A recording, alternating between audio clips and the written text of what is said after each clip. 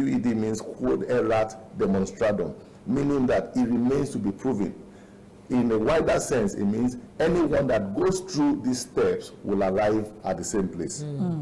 So, how did Dangote do it? Break it down into algorithms. Algorithms are patterns, stages, and steps. You understand? Now, I am at this step today. Life is in steps. Achievements are in levels. You understand? So if you're on level 1, thank God for that level 1, and then yes, get all you can get in level 1. Because if Maslow, Abraham Maslow came up with a theory that is called the Maslow's hierarchy of need. Yes.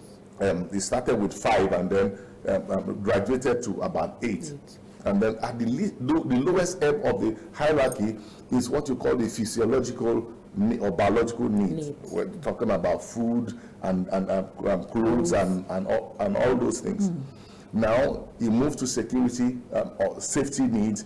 Then you move. The last stage is self-actualization. Now, what moves people from one step of the hierarchy to the next step is hunger. You understand? Hunger. So if you want to move to the next stage, you must be hungry at the next level. So how did Dangote evolve? How did he emerge? You understand? Dangote did not emerge by miracle. Success does not happen by miracle. When God created man, he set laws.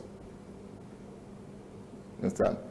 The laws of nature says that he says whatever goes up must come down. I remember some years back, I wanted to fix my DSTV, and I lived in a 3-bedroom flat, and then my I climbed up this thing. I didn't know how to do it, and so when I took the ladder and climbed to the roof to try to fix my DSTV, as I opened, there's a gate on top of this thing. I opened it, and then the ladder gave way.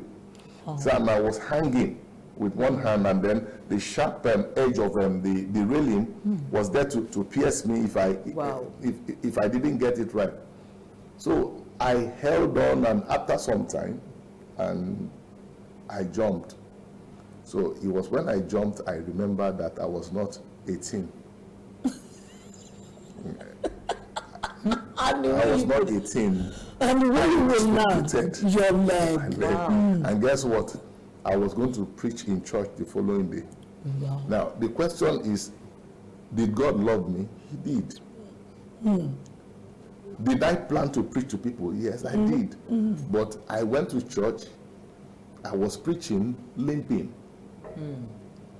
Why? Because I violated the law. Principle. So when God created man, Adam and Eve, he put laws. Man, no one is supposed to live by miracle. Miracle is a disruption of norm.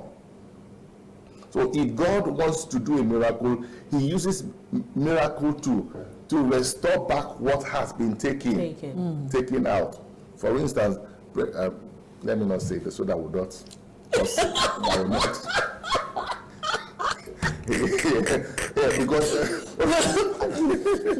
you see, because I understand what you are about to say. Okay. I understand what you're about to say. Let me not say so that. But let me take some closing statement from you just before I let you go this morning. We have been able to establish that for man, for every individual to move forward, come 2021, you would need to, maybe in a way, disrupt your normal lifestyle, your complacent lifestyle, and then begin to do away with what you said are the caps. What about the pressure? The pressure. Well. And you have just about 1 minute to answer that. Okay. Everyone that succeeds, when we're talking about breakthrough means breaking through pressure. There must be a pressure point in anything that we're going to do. You understand? If you want to be normal, you don't need pressure. But if you want to do extraordinary things, you need pressure to do them. You need to be understand? if you look at how what is a butterfly comes out, you understand? It's pressure. If you try to help it come out, you understand, it will die. Because what helps it to live is the pressure it has to go through to come out. So if you want to succeed in 2021, you must adapt to pressure. Pressure. Adaptability is the simple principle for success. It's a recipe. Adapt to it and then make something out of that pressure, basically. Thank you so much, Rev Obinna Egbuonu, for joining us this morning. Greetings to everyone in the Avon Rock Church. Yeah. We definitely wish you.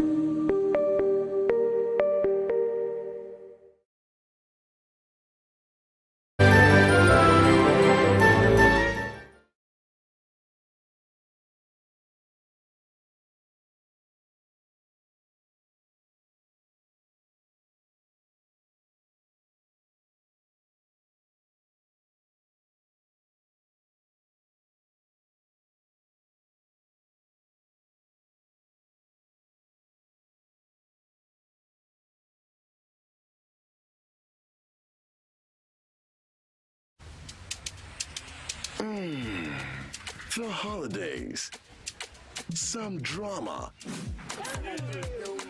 a smoky start, exciting moments. Of course, everyone is invited. Oh, festive season, what a time for the family. Turn up the way you want. Oops. All fun.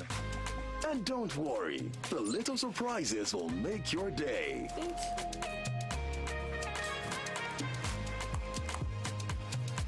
It's a special season for everyone, so whatever your festive, it's your moment with DSTV. And this holiday season is about to be lit.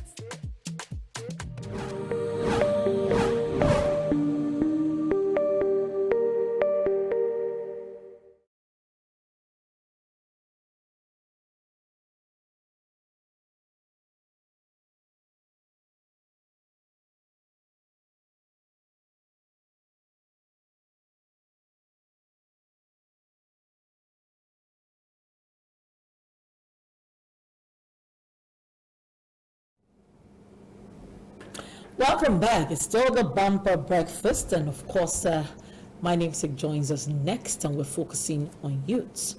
The young people this year have been the focus in Nigeria. So I'm not going to be looking global right now. I'm looking basically at Nigeria. Everywhere you turn, people talk about youths. From if you look abroad, they're talking about youths and young people in Africa, in Europe, in the United States, being the ones that are not following the COVID-19 protocols. If you look at Nigeria, young people came up with the hashtag #EndSARS protest. Some of the young ones who hooligans came up and disrupted the whole thing and came up with the destruction and the burning and the violence that erupted after it. And so there has been so much noise about young people in 2020. But as we go into 2021, what should be the focus for youths across board in Nigeria, whether you're educated, non-educated, whether you're high up there or you're not, whether you are in school or whether you are not, whether you're on the streets or whether you are just planning to hit the streets. Joining the conversation this morning is my namesake, as I said, Adebukola. Olowoyeye. Good morning. Good morning, Tomisin. Good morning. Good morning. I just say you're my namesake, you're not coming to me. A lot of people don't know you as Adebukola. Of course. But you and I know me as Adebukola. It feels good to be back on the show. It's been a while. Yeah, it's been a while. A couple of months, Yes. Just a couple of months. Because I know you've been on this table, sitting exactly where I was sitting. Exactly. I think that was about 3-4 months ago. That was in October. Yeah. Wow. So I'm right. I'm on point. Wow. Of course, It's Kemi, been thanks tough for year. joining us. Please say Thank you. congratulations to Kemi. Wow. She's wearing the ring. Tomisin, Oh, the last time I came, I didn't She know. wasn't. Okay. It was just 2 weeks ago. Wow. Congratulations, Kevin. thank you so much. I Wow. appreciate. Tomisin, you will still be what we like. Anyway, it's your job. That's how you just. A big congratulations. Thank you This so is, much. I'm Do you grateful. know if the congratulation will bring money? Okay, no problem. getting marriage. I don't know why the table is turning in this part of the world. I don't know what's going on. Maybe we're copying the wrong thing from the Westerners. Okay. You know, marriage is one of the best thing that God ever created. You understand? The union of one man and woman coming together, they'll pursue so much. So most times when I see newly wedded people, I like, I like this. I wish there's no divorce in our society, there's no separation. You know, I just wish it's the family thing. Everybody should keep coming together, you know, and it will also reflect in our society. When men and women raise children, you know, it reflects positively in our society. True. So congratulations. I'm happy Thank for you so much. Thank you. I appreciate it. But let's bring it home to young people. You said Okay. this year has been a really tough year. Yeah, it has been a tough year in the sense that take 2019 for instance. While we were preparing for 2020, we came in January. Like every January is tough. There might not be money. People were just still looking forward into going into 2020 proper. So many When the- expectations. so many expectations. So many. In the midst of February, March, the pandemic struck Crazy. globally. You know, at first we felt in Nigeria, it's just December from China. From China, February. February. So 27 Nigeria. as soon as that started, we were trying to manage the situation in Nigeria. Then the ASU strike came in. Like We're still, 8 months. ASU was still battling with federal government lockdown. They were easing it up and down. We were trying to see how we can get the balance. Process even strike, doctor The strike. NSAS Came in. So that's why I said it has been a tough year for Nigerian youth. A lot of Nigerian youth, let me not say generally, a lot of people have had a tough year. You know, it's not been a good year for a lot of people. A lot of people have lost jobs. A lot of people lost loved ones. You know, Yes. but in moving forward, just like Tony said, we are not going to dwell on what has happened in 2020. What is the way forward? The way forward is that as a Nigerian youth or as Nigerian youth, the whole of Africa is looking up to us presently. Because whatever thing that happens from 2022 to 2023 as regards our forthcoming election, it will send a lot of signals, a lot of energy all around Africa. So what I want to say to Nigerian youth is that, see, like you said, hooligans, let's go back to the NSAS protest. At some point, you know, it was a peaceful protest, you know, things were going well. Well, All of a sudden, we saw hoodlums, you know, being paid to Like disrupt those protests. Yes. And these are things I see regularly on this show. Like, I go to schools, I talk to these people. Those hoodlums, those people we refer to as hoodlums, are those people that dropped out of school, are those people that are not interested in education. You understand? And when you can capture the mind of a person easily, there is nothing you cannot see, or there's no how you cannot control that human being. So it is a problem that is a national problem. I think now is the best time for youth to mentally re-engineer themselves, to personally build themselves. Because whether we like it or not, Nigeria, like you said, I don't want to believe, but it's like facts are behind it, that Nigeria is becoming the poverty capital of the world. You understand? So a lot is going on in Nigeria presently. So I want to tell all youth out there that are watching this program that a lot is expected of us in 2021. One of the things you should take seriously is personal development. Whether you go to school or not, make sure you empower your mind, you build your mind on a regular basis. Then secondly, you have to be politically minded, orientated. You have to have this political education. A lot of people don't care. They just feel politics is for politicians. They know how to find their way. But a lot of the hardship, a lot of the setbacks that we have today is not getting involved in politics. You don't have to contest as a councillor. You don't have to contest as a governor. but the political process, the election, the process of picking who represents you, Nigerian youth should take that seriously in the coming years, because it will, whether we like it or not, those people, those decisions they make, they shape our lives one way or the other. Yes. So those are the direction I want Nigerian youth to start moving into. Because if you don't look into that direction, nobody will. Everybody is pursuing their personal interest. But okay, let me ask you, who are you focusing on when you talk about Nigerian youths? You know, I mentioned the fact that they belong to different classes. Are you talking to the educated ones that are in schools, or the people like you and I who are working class, or people who run SMEs and MSMEs or across the country? Is that the group you're talking to? Or are you talking to the ones that are on the street? Because you know, they usually say that the people, if you take your children from here and you hide them abroad, and they come back here to work, the hooligans, the people that you left here would attack them on the streets, break into their houses. So who exactly are you referring to? Because how do we manage? We have two sets. The ones on the streets, the ones in the suburbs, the ones in the cities. And I mean that literally. The ones on the streets wise. The ones in the city, I mean the ones who are educated or employed, or maybe creating employment for themselves. The ones who have the right perspective, the right mindset, the ones who are in school getting an education. Not the rest. I want to talk generally. When I mean generally, to the lower class, the middle class, the super rich. You know, one of the foolishness of our elites, you know, the so-called politicians or leaders, is that they try to train their kids abroad, they try to give their kids everything, you understand? And look at what happened during the NSAS protest.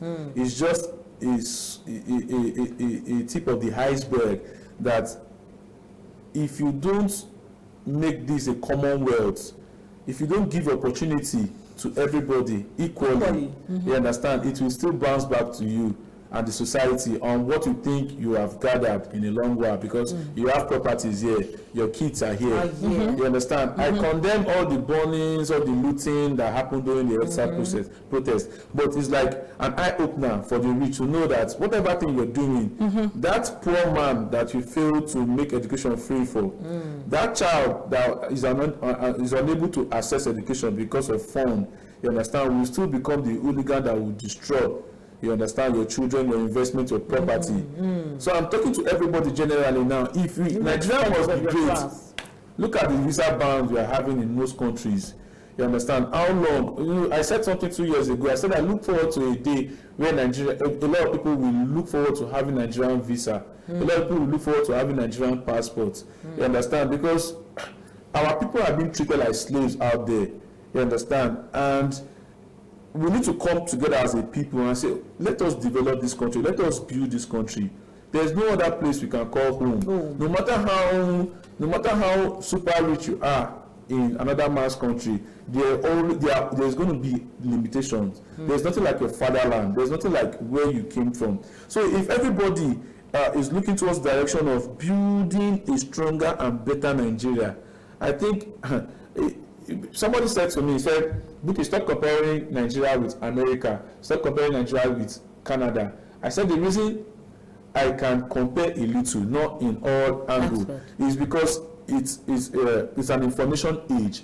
It's a global village now. The internet is there. You can right now sit here and know what is happening in America. Definitely. You understand? You can get inspired by what is happening in Canada. So it's not like those days that some of us didn't even have cable network to see CNN. You understand? It's whatever things NTA shows to us that. So now things are happening so fast.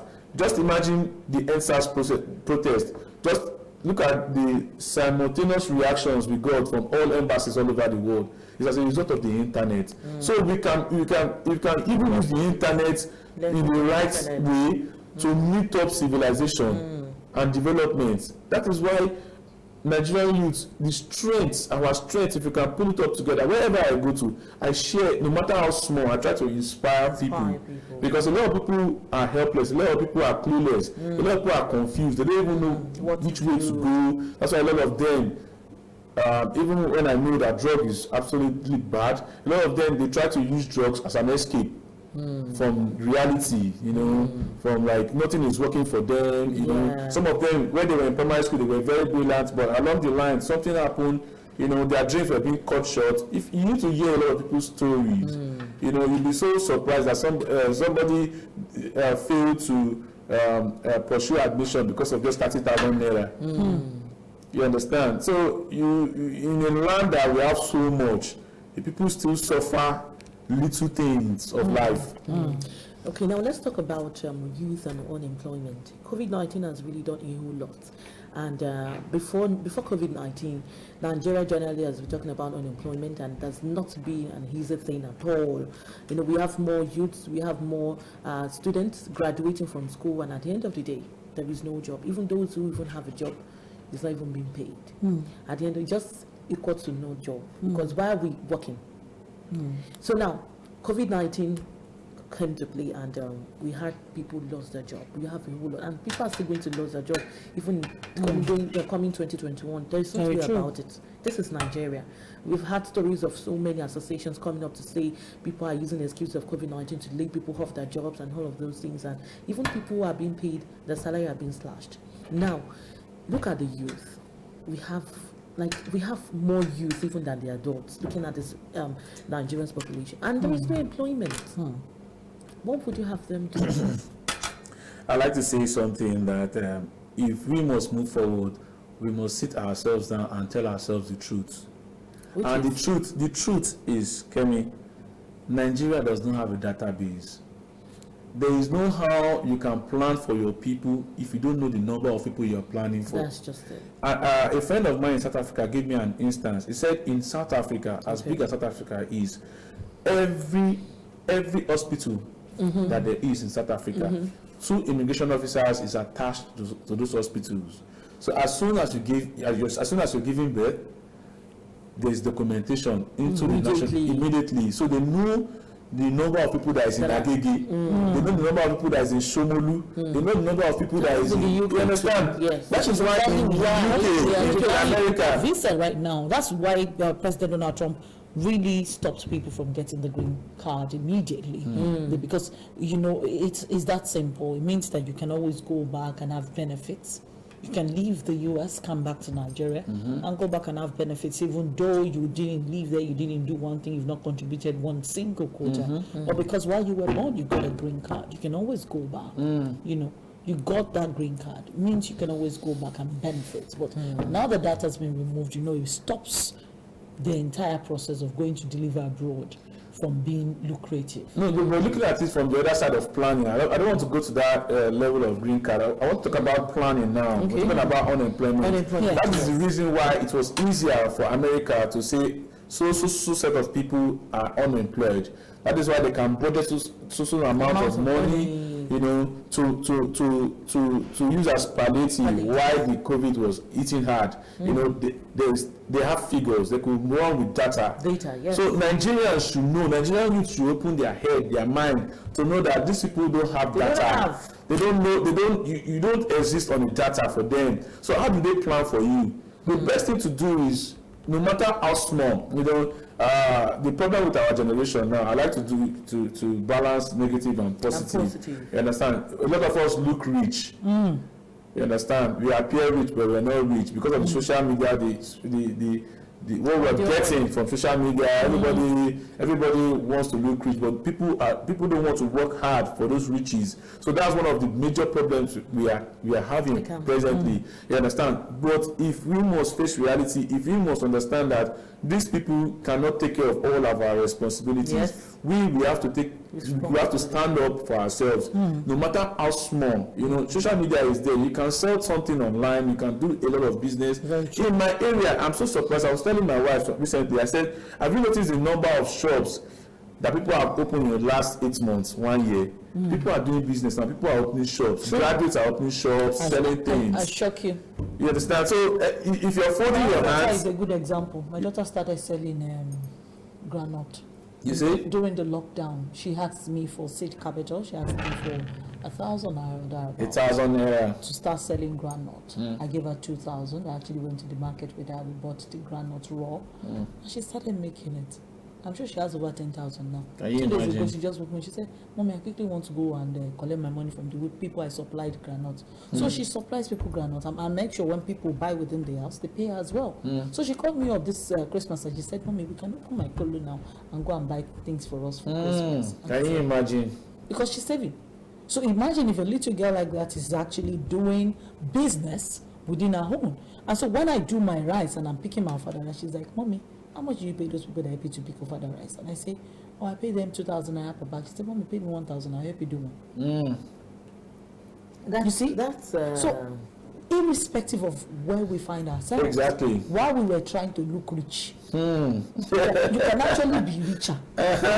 You know, you don't have to be rich in the concept, but you can be richer than your current situation if you just pick one tiny little small thing within your comfort zone. Exactly. And do. There's always something to do. But a lot of us, because we give ourselves so much class, so much reputation, like this business is not for me. How will people see me when they see me doing this kind of business? That's one of the biggest challenges that we have presently facing us as a people. You know, a lot of people don't want to go into some kind of business. Why? They are still hoping. They are still hoping on the government for jobs. If you compare the number of civil servants that we have and people depending on those civil servants, you know that no economy can strive on federal government payroll as it is in Nigeria. So a lot of people need to do something to bring something to the table. You understand? So I tell you, just look for something to do. What do people know you for?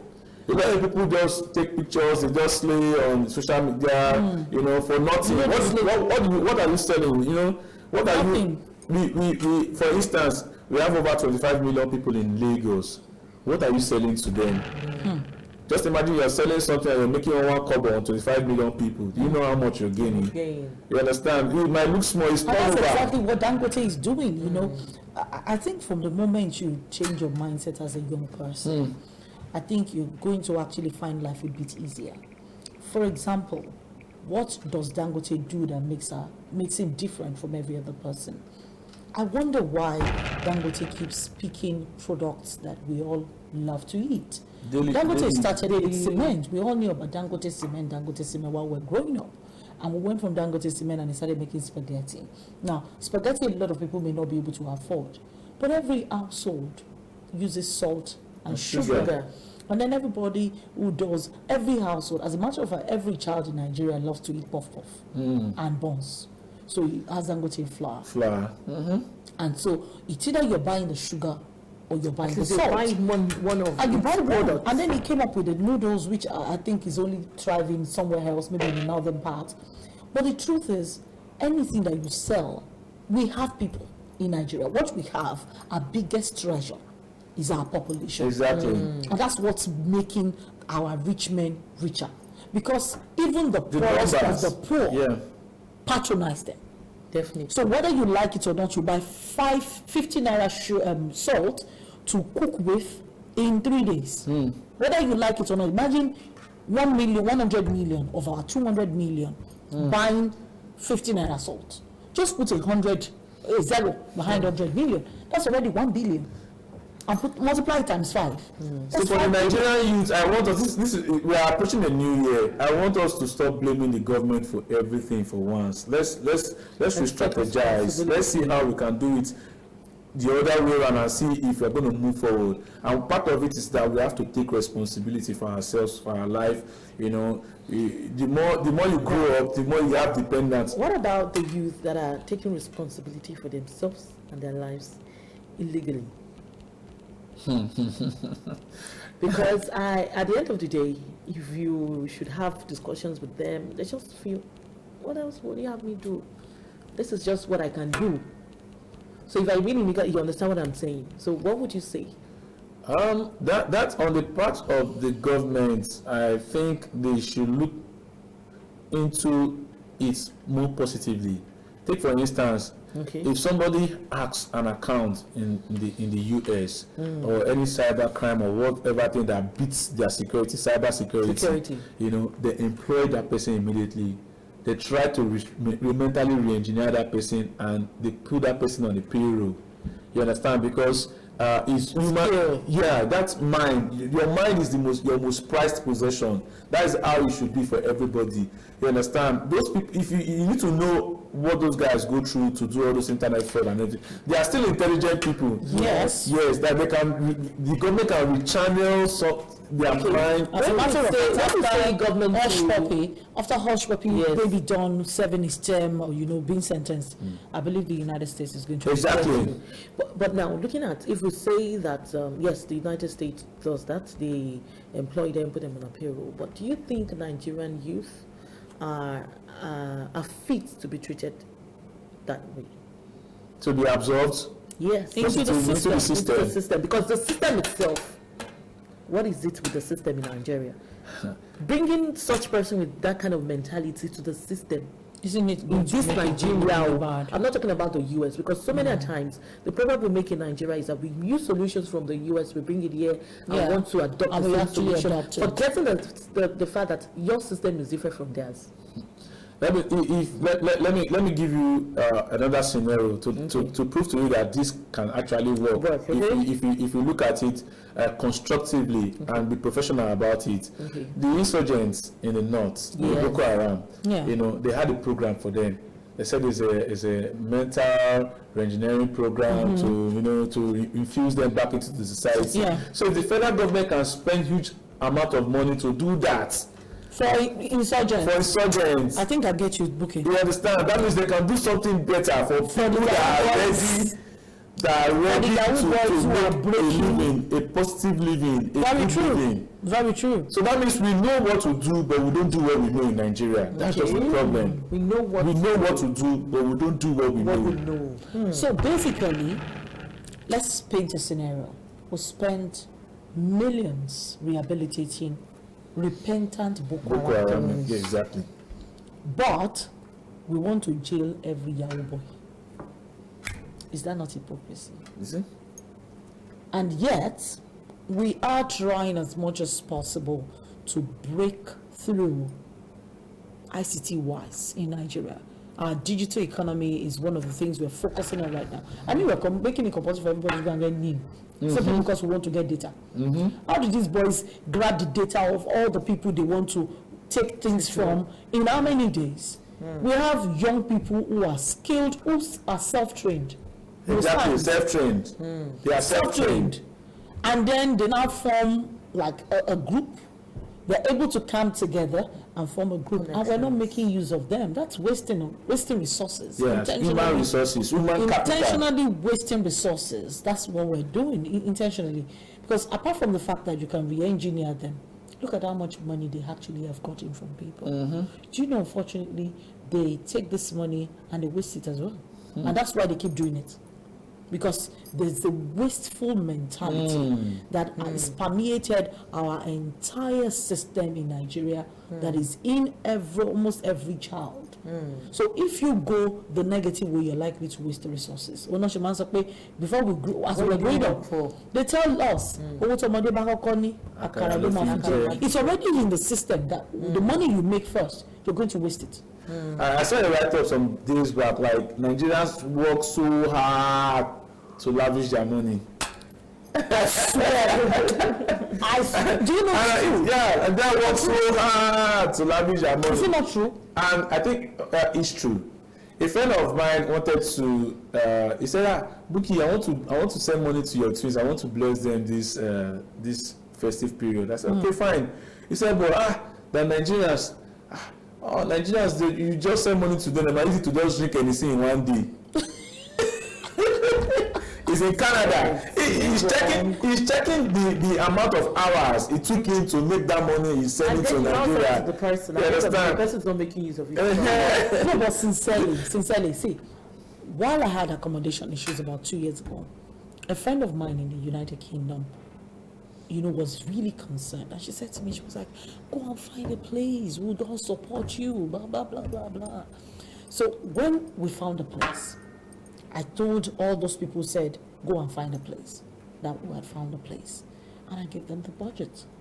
And I told her the minimum house in the area where I want, everything will come to say close to 500,000 or more. She said, oh, she's going to do something. Ask me how much she sent. Just take a wild guess. Like maybe like 200. She sent me 12K. My 50 was. Your 50 was even too much. She sent me 12K. Wow. And you know, when I got the 12K, I thanked her profusely. You know, not saying anything. I just thanked her profusely. And then I sat back and I now imagined. I said to myself, why did she send 12K? Because in her mindset, she has sent a lot of money. And she would expect you to be eternally grateful for that little that she sent. So I did a calculation of what 12K meant in pounds as at that time. What she sent me was £8. So I looked at it and I said, but when this girl comes to Nigeria on one visit, we sit down and we eat with 12K. You see? Because let me not say I did not help. Let me just send something little. That's the interpretation. I will send something. But let it not be like I didn't help. Do anything. But you see how little it was. From that point, I made up my mind when it comes to asking for help.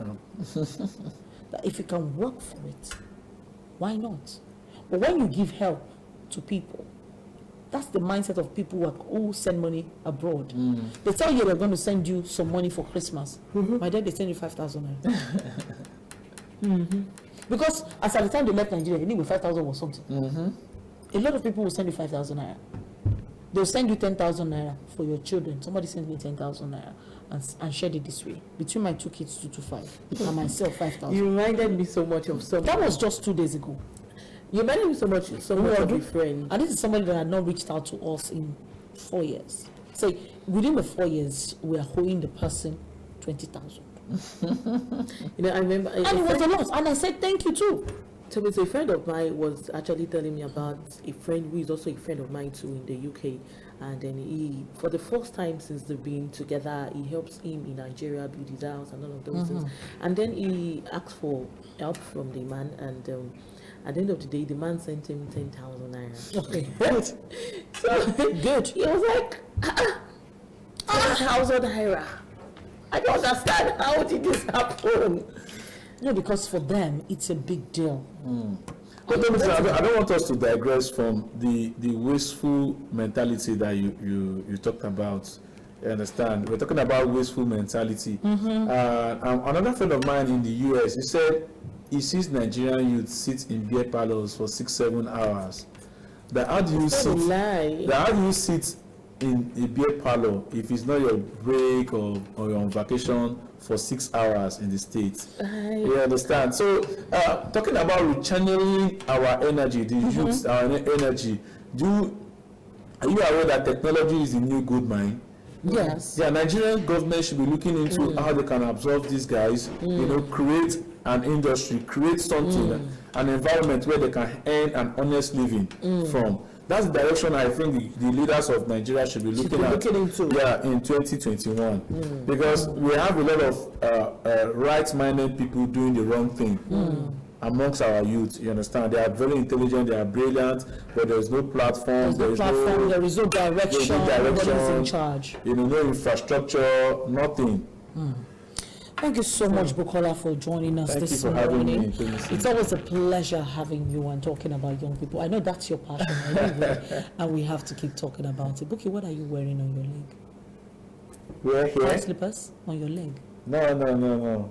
Don't tell me you're wearing sneakers. You have joined them too. No. All right, that was just a joke. I actually do encourage people like Buki to wear. They have the height, they have the build, they can wear sneakers. But we need to go on a break. Our next guest is here, and we're still talking about planning for 2021. We'll be back.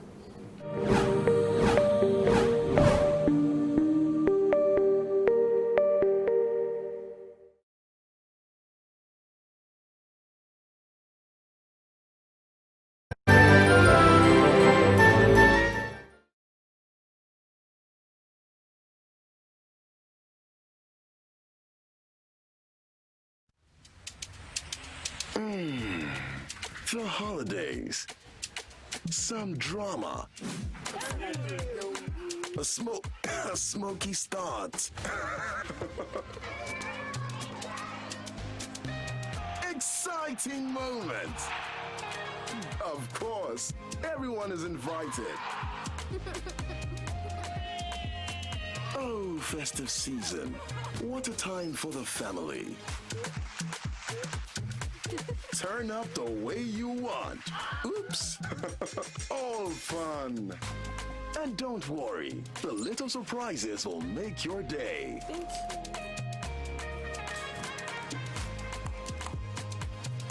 It's a special season for everyone, so whatever your festive, it's your moment with DSTV.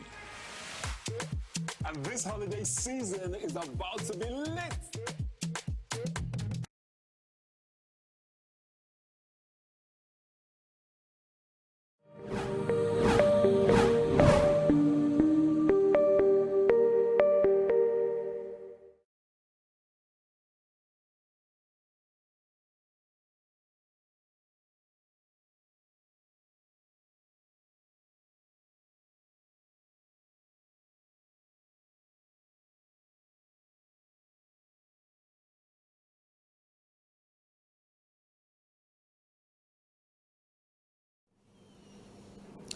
Yes, welcome back. It's still the bumper breakfast, and just as we begin to go into the next segment, we need to celebrate one of our own, Mrs. Binkwe Ogunyemi, clocks 50 today. This beautiful, amiable, golden jubilee.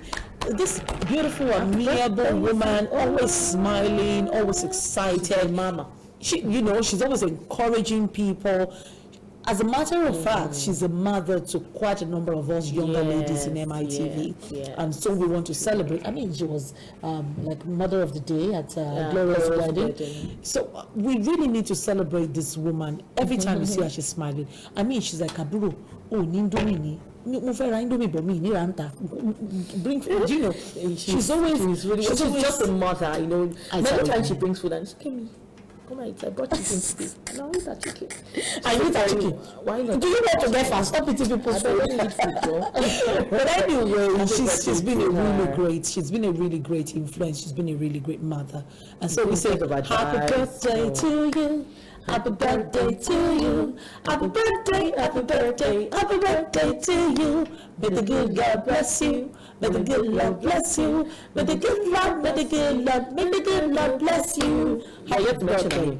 Happy birthday to Mrs. Binkwe Ogunyemi. Congratulations on your 50th birthday anniversary. We pray that God will bless, keep you strong, safe, and healthy as you continue to grow older and older in wisdom, with all knowledge and understanding at a time like this. In Jesus' name. Amen. All right, our next guest is in the studio this morning, and of course, we're still talking about something very, very important. But let me take a very quick, tiny 30 seconds break. I'll be back after that.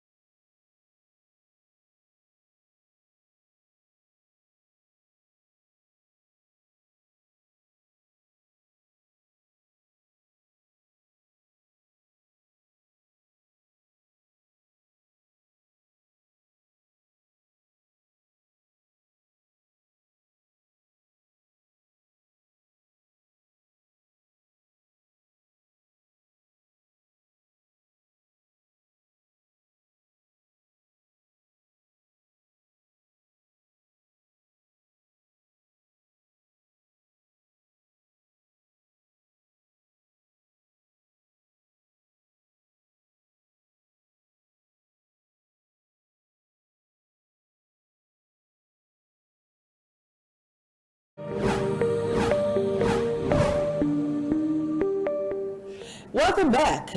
I said our next guest is in the studio this morning. It's the last lap, of course, but she drove all the way, and I've been wanting to host her on the bumper bike for quite a number of months now.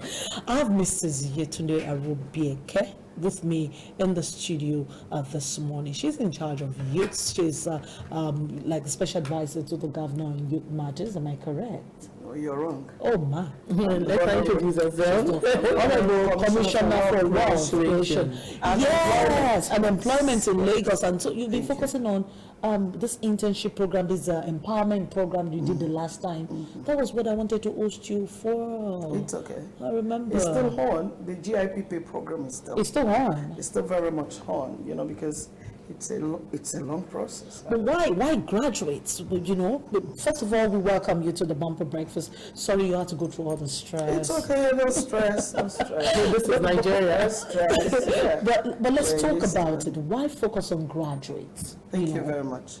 When I became, I was former commissioner for local government and community affairs because I had local government experience, and I was now deployed to Ministry of Wealth Creation and Employment in January last year.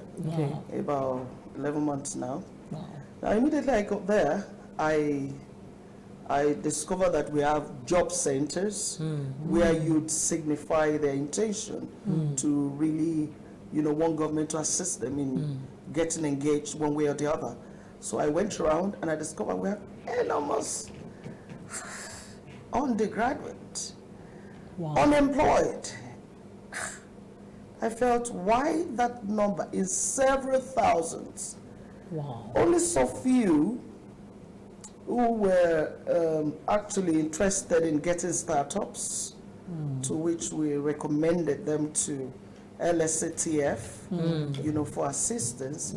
And you still have these people that are interested in white-collar jobs, you know, a lot of them. So we first of all started like a reorientation program, a program that takes you off the mentality of a white-collar job. You know, have dreams and follow it. You can become a young entrepreneur. You can. So to that, we attach mentors who are, you know, who have diverse knowledge in entrepreneurship to really train them. So we do a lot of mentorship program. Then we do with WAVE, we do a lot of reorientation program to take them off the box of the mentality of the white-collar job. But looking at the enormity of the numbers, too many. I approached Mr. Governor, said, you know, we need to engage our youth. And you see, there is something very fantastic about the present governor that we have right now. Maybe because he has diverse knowledge in Lagos State administration. He has once been in Ministry of Commerce. He has once been in economic budget and plan. You know, he's always quick to understand whatever perspective you bring before him. He said, we have a lot of youths and engaged. He said, yes. We need to come up with a structurized program to really address youth engagement. I said, I agree with you. But one of those is the fact that I have a lot of undergrad, NYSC, you know, post-NYSC graduates who are not engaged. And they're in thousands. He said thousands? Yeah. Then let's start. He said, let's start taking them bit by bit. We'll get there. I said, good. He said, what do you have in your budget? I said, I have 4,000 youths in my budget right now. I said, yes. So go and bring up a memo. Let's engage 4,000 of them. Let's just keep on engaging them.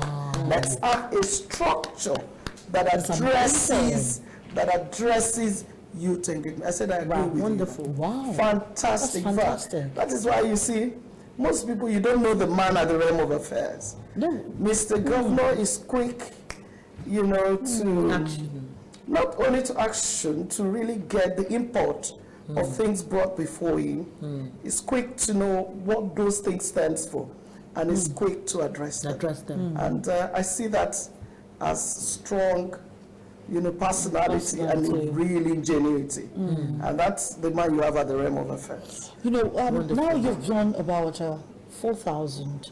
Are you done with them? Because this is still on the process. No, in fact, I just thought obtaining the approval and getting consultant to do the work is just all that is needed. But I tell you, it's quite more than that. Wow. Yeah, a lot more than that. Okay, the consultant, we instructed him to get, because we actually need the data. Okay. To get to a stage whereby we could get sponsors, on this youth engagement. Very true. If we have a data that shows their number and that shows how we have continuously addressed the engagement, we could really get sponsors. We could get grants, to be. So we've made it a condition that you must get us a portal. The portal, in fact, 2 days before the NSAS, the portal came out. Yes, and we now put it in the social media, we put it everywhere.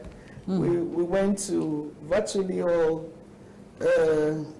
news to let people know that we now have a portal. Wonderful. That if you are a young person within the ages of 18 to 35, you live in Lagos, you have Lastra.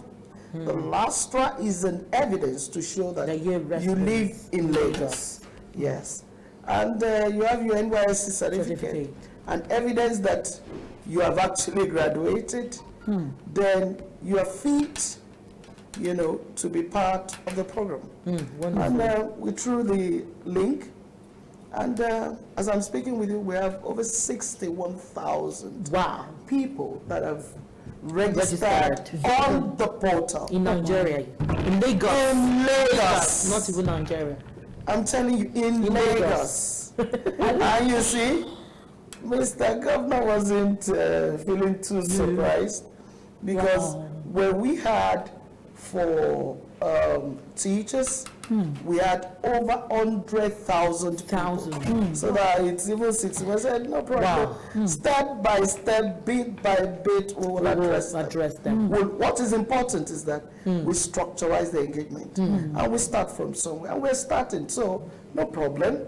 Even when you think there is one mountain of a problem, it's quick to let you know, hey, no problem. We'll address it at a time. Step by step, bit by bit, we'll get there. So, and that is what they say. So we've started.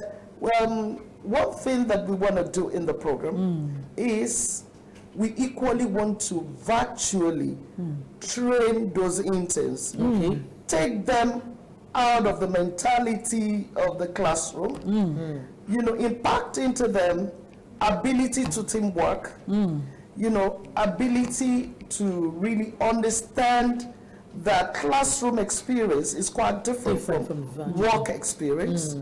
We teach some ethics, which is nowhere anywhere now. Very true. We those things that they need to make them employable, we teach them virtually. And we put a test to them to really know if they grasp what is being thought or not. Wonderful. So as I'm speaking with you, by tomorrow, we want to start, the first 1,000 lists. But you see, with the new wave of COVID-19, we are limited to some numbers. So we cannot have the first 1,000 batch. So we are even limited to 300. So we are looking at what we can do. I don't know how many batches we're going to have, because we have this 1,000 scoring from 95% to 60%. And the portal is so good that it tells you what you score. So from 60% to 95% that have gone through all this training to make them employable, which is the first batch. We will be engaging them tomorrow. Oh. Yes. And I'm already looking forward to having them. We'll be engaging them tomorrow. And they will be having their letters of deployment. Wow, that's wonderful. That's good news. Because we had over 2,750 We actually need to go. takers. We actually need to go. I need to have you back. I need to have you back. You need to promise to be back. We need to have you back. I want to say big thank you to the Commissioner for Wealth Creation, Honorable Mrs. Unemployment, Honorable Mrs. Yetunde Arobieke for joining us this morning. Finding time of that busy schedule to just join us. We say thank you. We hopefully would have you back soon. I'm keeping that promise, keeping my fingers crossed. But that's it on the Bumper Breakfast. Thank you so much for being with us this morning. It's been Kemi Omosebi and I will see you tomorrow, bright and early. Bye.